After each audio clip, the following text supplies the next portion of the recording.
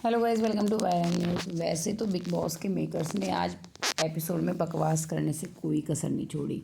मतलब हर किसी के लिए वैसे वो बकवास ही कर रहे थे। मतलब पता नहीं क्या बोल रहे थे, क्या गा रहे थे, इन लोगों को खुद नहीं पता है।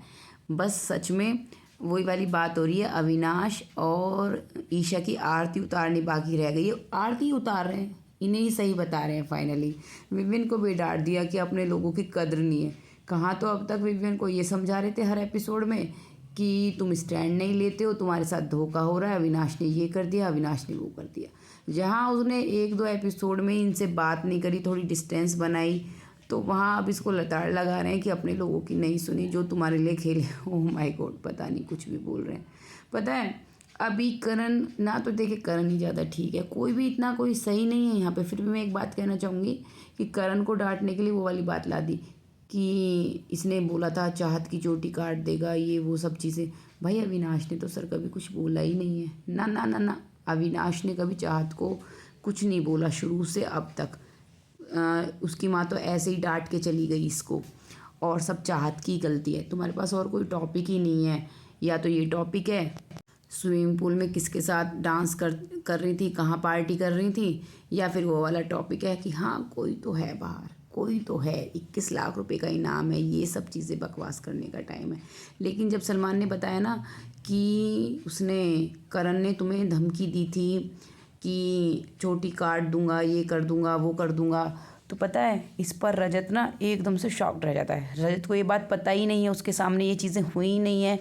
तो रजत कहता है धीरे से चाहत के कान में बोल के, अच्छा इसने ऐसे बोला, तो इन्हें मेरे को तो नहीं बताया, इसमें इतनी हिम्मत है। अब चाहत कुछ नहीं बोल रही होती, देखो वो कैसे चुप बैठी है, वो ऐसे ही बैठी होती है। एक तो वो वैसे ही परेशान सी रहती है कि जैसे ही वो वाले टॉपिक लेके आते हैं ना सलमान सर उसकी पर्सनल लाइफ से रिलेटेड, उसको वो वैसे ही ऐसे हो जाती है ब्लैंक, जैसे कुछ याद ही नहीं है। उसके भाई के साथ जो वीडियो है उसकी बात ये कर रहे हैं, ये इतना भी नहीं बोल पाई। चलो ब्लैंक हो गई, दिख रहा था कि वो बिल्कुल ब्लैंक है और उसे कुछ समझ ही नहीं आ रहा है कि ये लोग ऐसा क्यों कर रहे हैं। देखो यहाँ पे जब वो करणवीर की बात कर रहे होते हैं ना सलमान सर, जब रजत ऐसे पूछता है ऐसे साइड में को मुँह करके, सच में सब फैंस खुश हो गए।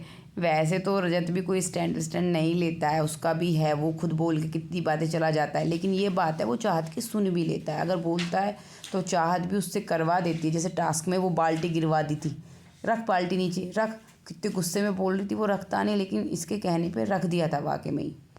और जैसे वो बेलन मारने वाला भी इंसिडेंट हो गया था, किसी ने मार दिया था कि तेज लग गया, उसके लग गया है नाक पे। और कई चीज़ें हैं तो चाहत भी कर देती है, तो अगर वो सुनाता है तो चाहत भी करती है। एक हफ्ते को मान लो बस, जब एक हफ्ते वो अपनी आरडी एंजल्स के साथ उसने उल्टा सीधा, वो दिग्विजय था जब उल्टा सीधा बोला था, वो कहीं पायल पहना रहा है, कहीं कुछ कर रहा है, ये सब चीज़ें बोली थी इसने, और कैरेक्टर पर भी गया था, वो चीज़ें गलत थी। उसके अलावा दोनों का इक्वली है। और सलमान सर भी ऐसे देख रहे थे कि भाई जब रजत पूछ रहा था कि इसमें इतनी हिम्मत है यानी करण में कि ये ऐसा कर सकता है, और उसके बाद भी ये लोग आपस में झगड़ा कर रहे थे, करण विवेन ये सब, तो ये दोनों बात कर रहे थे। इनकी माइक की आवाज़ नहीं कर रखी थी, उनकी झगड़े को दिखा रहे थे, लेकिन ये काफ़ी देर तक बैठ के बात कर रहे थे।